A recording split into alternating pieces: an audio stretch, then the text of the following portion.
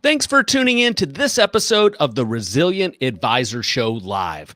My name is Jay Coulter, and on this unique episode, we're going to talk about OKRs and their framework with OKR expert Tim Meinhardt, and we're going to dual broadcast this. So this show will also show up on his podcast, and we're going to get into the details now. Tim, thanks for coming on the Resilient Advisor Show. I'm excited that we're broadcasting this on your podcast and my podcast. For my listeners, could you tell them a little bit about your background? Sure. And thanks for having me, by the way, Jay. I'm the president and CEO of Atruity, successful entrepreneur here in the Washington, D.C. metropolitan area. About 2.5 years ago, I started Atruity. Very passionate about organizational planning, and had the opportunity to be introduced to Measure What Matters, and read the book. And as you and I were chatting offline, it took about an hour, and I was floored about this methodology and its agile approach to operational excellence. And, just for the audience to know, this is really about OKRs is a structured goal setting management system for organizations. Now you can use it personally as well. Our business endeavors are with the large enterprise folks, but we also we go all the way down to startup organizations. And but Atruity's main focus is about the how. It's one thing to know what an objective is, another thing to know about a key result. There are scads of videos out there everywhere which will tell you what this is. What they don't tell you about is how to put this into an organization. So that was how Atruity was founded, and how I got my start. Awesome. I can see your passion around OKRs. I have the same feelings about the framework. For your listeners, my name's Jay Coulter, and I run a consulting business that focuses on the financial services industry, particularly financial advisors, teams, and firms. And I help them implement systems that make their practice and their investment programs run better. About 2.5 years ago, I ran across the book, Measure What Matters. And as I was telling Tim before the broadcast, as I'm reading it, I could not believe I'd never heard of this construct before for goal setting and execution. So for listeners who are not familiar, this was actually created by Andy Grove of Intel back in the 1960s. That's how long it has been around. And as you'll learn from this conversation, it's an incredibly impactful tool, in my opinion, because it's very malleable. And by malleable, I mean you can customize it by simplifying it for an individual advisor or make it incredibly complex for big organizations. And I've personally seen it get results in my life and with all of my clients since I started putting it in my program. So, Tim, since we both have the same passion for OKRs, and there's a little bit of background there on what they are, walk us through how you explain OKRs to an engagement as you're starting the process. I think that could be impactful. Wow. Great question. First off, whenever you go to put some type of new methodology into an organization, and I kind of look at this as one of the C's that make a implementation successful, which is you need that buy-in from the C-suite. So someone's brought me in to begin this process. And I think what's really important is you're going to have naysayers. You're going to have people think, oh, this is the flavor of the month. This is the new management tool we're going to use this year. And, oh boy, I can't wait for this thing to come out. The way I position this is through excitement, to be truthful. You have to be excited about this, and you have to be able to project that onto the folks that are going to do this program. We start with some very basic North Stars. And we look at the mission statement of the organization. First, do they have one? Do they have long-term objectives that are easily understood within their organization? And that's really the foundation for the questions. Sometimes their mission statement needs to be rewritten. Hey, we had one of those a long time ago. We need to rethink that. And gosh, we've never really outlined our long-term objectives. I mean, we have them. We talk about them secretly, but we don't really let our employees know what our long-term objectives are. That right there begins to break the ice with organizations, because what we want to do is be able to have them have those things and out there in the open. Why have a mission statement if it's not out in the open? Why have long-term objectives if nobody knows that? In today's world, what's really exciting is employees today are not just walking in and doing the job. What they want to know is, how are they making an impact? Where is this place going? What is my purpose within this organization?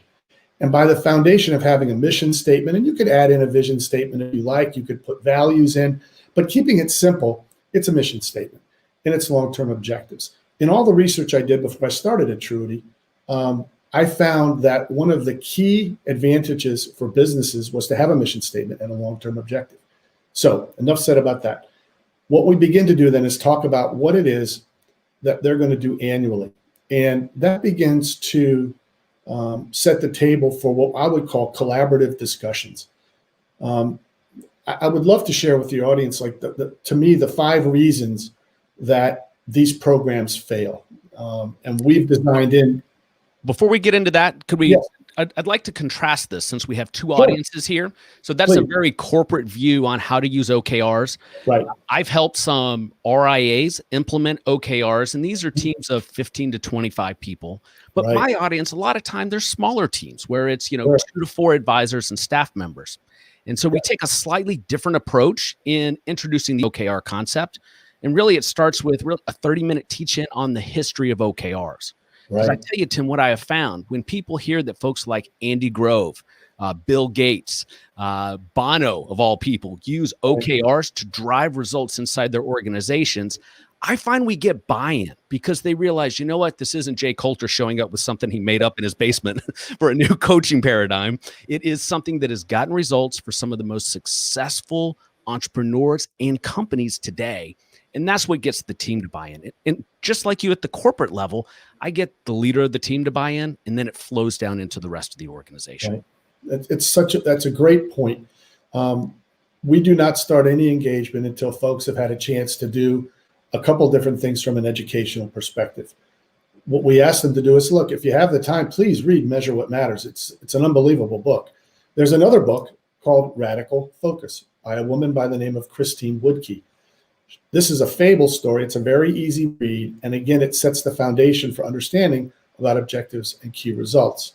I also recommend, and we have it on our resources page at truity1.com, where is John Doerr actually doing about an hour presentation about OKRs. So you're right. You do want to have people educated on OKRs before they get started. Folks, especially financial advisors, I know I'm not offending any of them that are listening. By nature, they're very cynical. So we got to get them to buy into the process before we can move forward. So after you have, when you're dealing with a corporate engagement, after they buy in, what's your process from there? What are I think you said 5 C's? Yes. Well, actually, there's a multitude of ways of discussing this, but what we want to be able to do with them is when we get them started, and again, we go into an engagement either acting as a champion, and for your audience, this is the individual or folks that are actually running this program, because it is structured. It does take a little bit of time to set up, and you do want someone keeping an eye on it all the time. So we determine who's going to be the champion, all right? And we may be the champion, but what we're going to do then is set and look at what's most important for that organization over the next 12 months and define, I like to say, 3 basic objectives for the organization. And for your audience, an objective is a goal. What are our 3 big goals that we need to be able to accomplish this year? And then underneath that, we put the key results that they want as a way of how to accomplish that particular objective. And they use a term as measured by. So we choose a objective, which I like to say is aspirational or inspirational. And then the key results are how are we going to get there? What do we need to do? So once those are set up, we then break it down even further. And in fact, I did a class this morning with an organization that had started with just annual objectives and key results.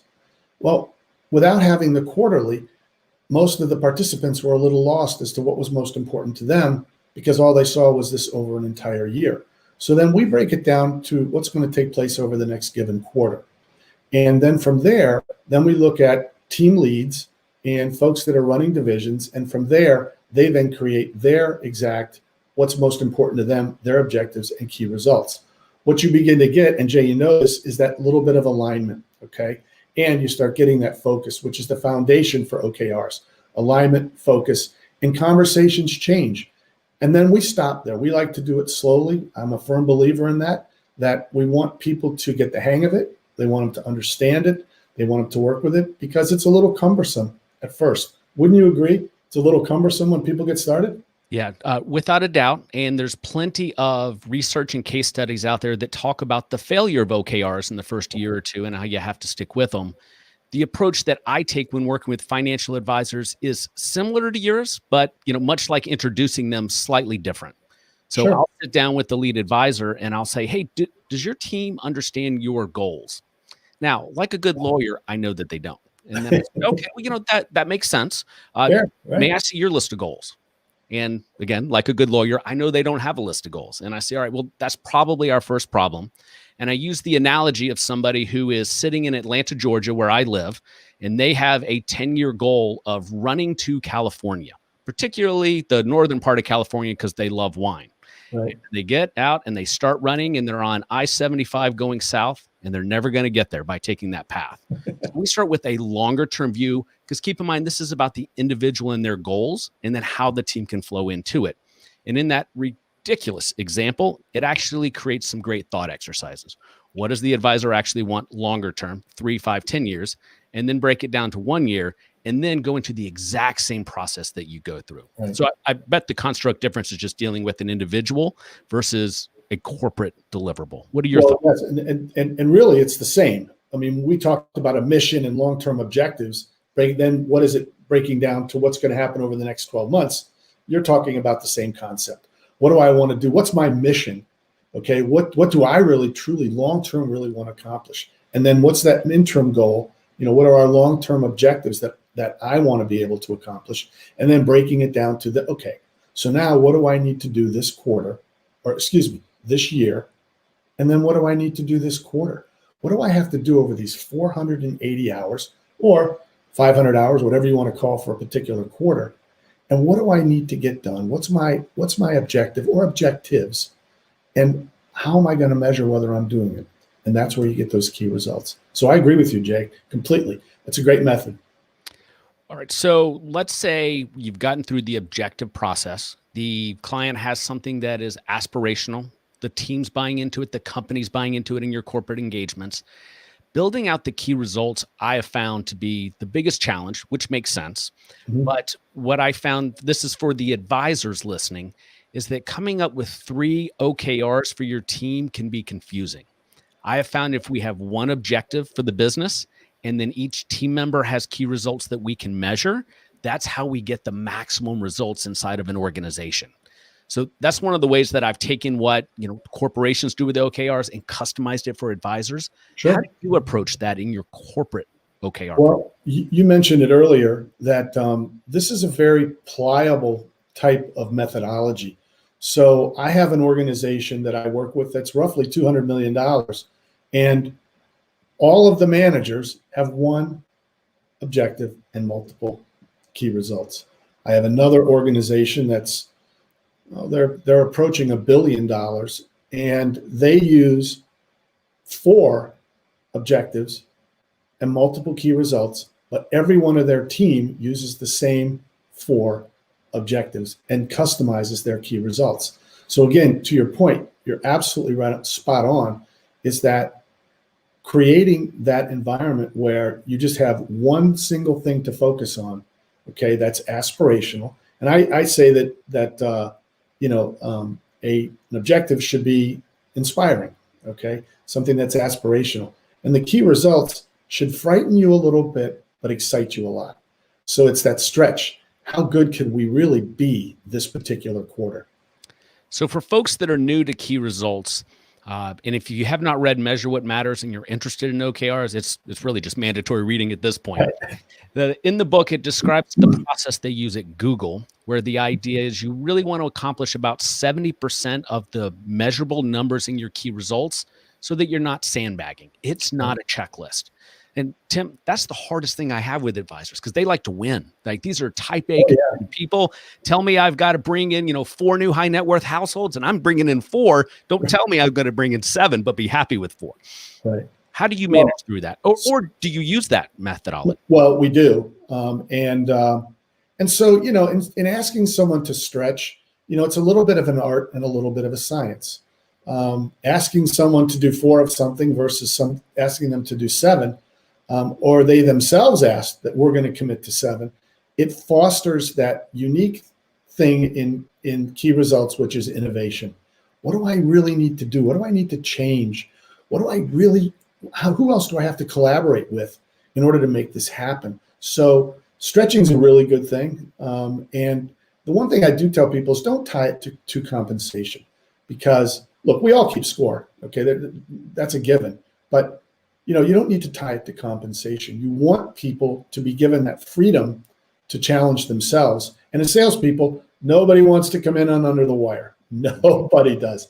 We'll call it cupcaking. Okay. Where somebody actually says that, I only want to do 2 of those in a given quarter.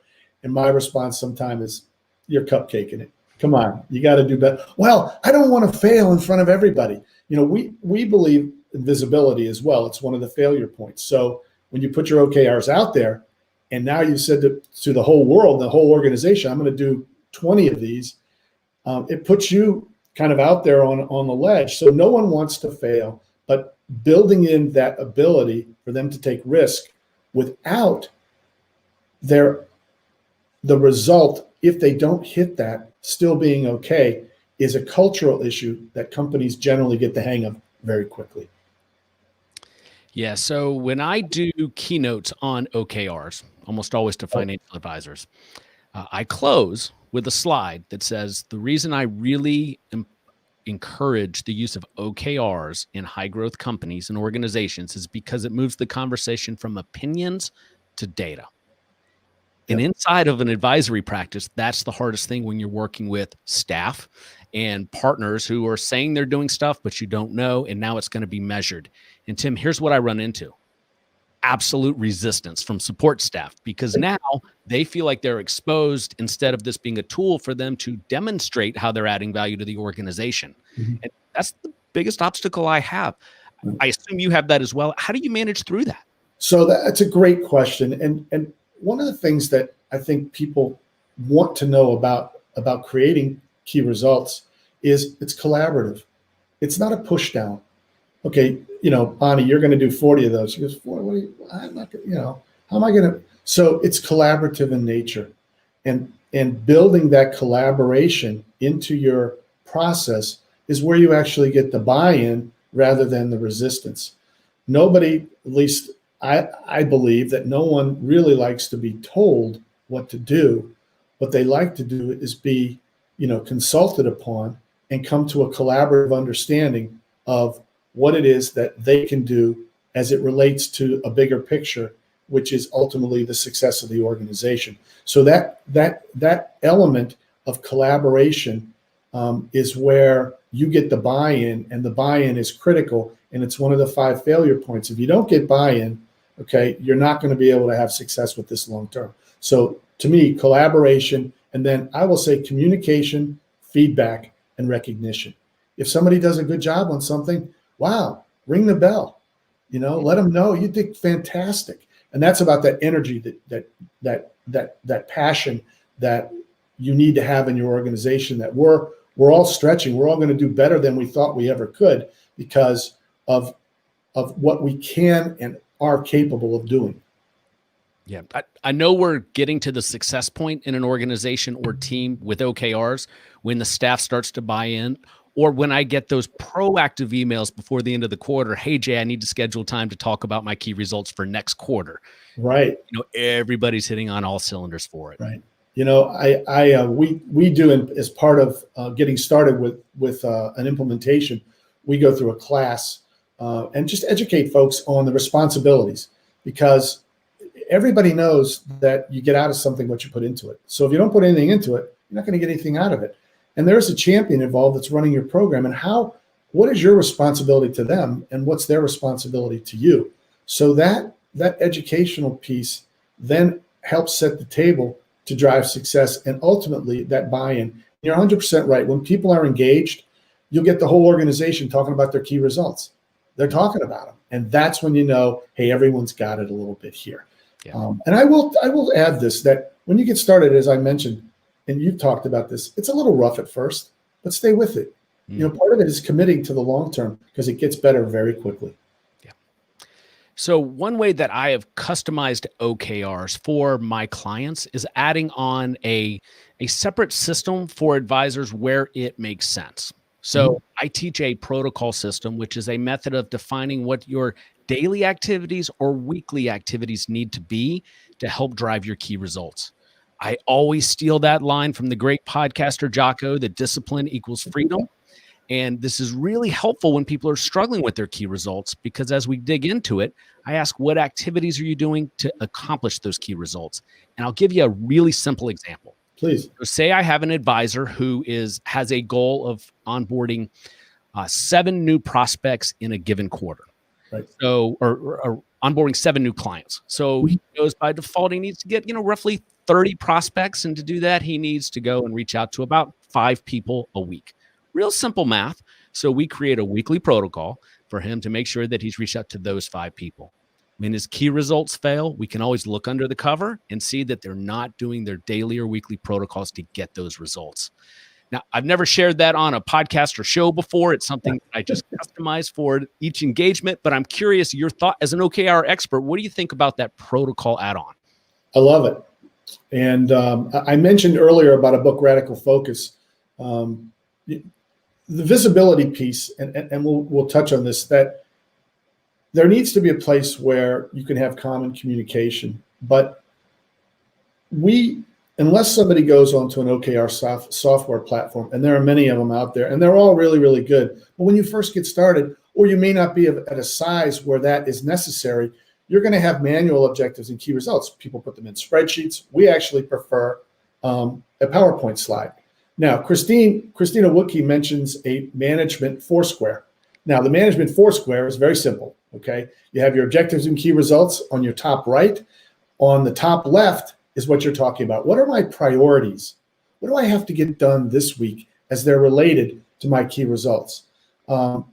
We interviewed a woman, and she's an author. Her books are fantastic. One's called Crushing Quota, and the other one is Breaking the Sales Management Code. And it's all about activities. What activities are you doing? We fit hand in glove with this, with what it is that they speak about, because it's the activities that make the key results happen that drive the objectives. So couldn't agree with you more, Jay. And this management foursquare sets up the priorities for the week or for every 2 weeks. What's on the horizon? What are you working on that's 3-4 weeks out?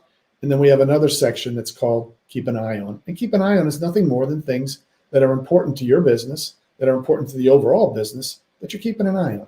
So I agree 100% that the activities are what you really need. It's hard. You can't manage a result. You can manage activities. And that's really what it's all about. Well, I'm going to have to look into that management foursquare. That sounds like a great, simple. It's a wonderful tool. Absolutely. Yeah, simple, understand concept. All right. So we've already reached the 20-minute mark where I try to wind down shows, but I got to ask you about something that you just brought up. So if you're familiar with the Colby Index, I am a super high fact finder. I research my research. I can get lost in a piece of software for weeks at a time. And when I first learned about OKRs, I went deep on all the platforms with the goal of finding the ultimate tool to go and bring to my clients so they can have the best OKR experience. Some of them suffered through some of those programs with me. Today, I use a PowerPoint slide, a Word document, or an Excel/Google sheet that I make available to anybody who's listening, because that is all it takes. If you want to download any of the resources that I provide for OKRs, visit resilientadvisor.com/leadership. That's resilientadvisor.com/leadership. It sounds like the reason I do it is the same reason you do, for radical simplicity. Right. Well, keeping it simple, it's the KISS theory. And look, as your organization and dealing with the folks that are more your direct client, you're not going to have 400, 500 people involved in an OKR project. So, but there are organizations that once you get to a complex level, that it does sometimes make more sense to look at the software. But during those initial stages, people need to understand how to do this.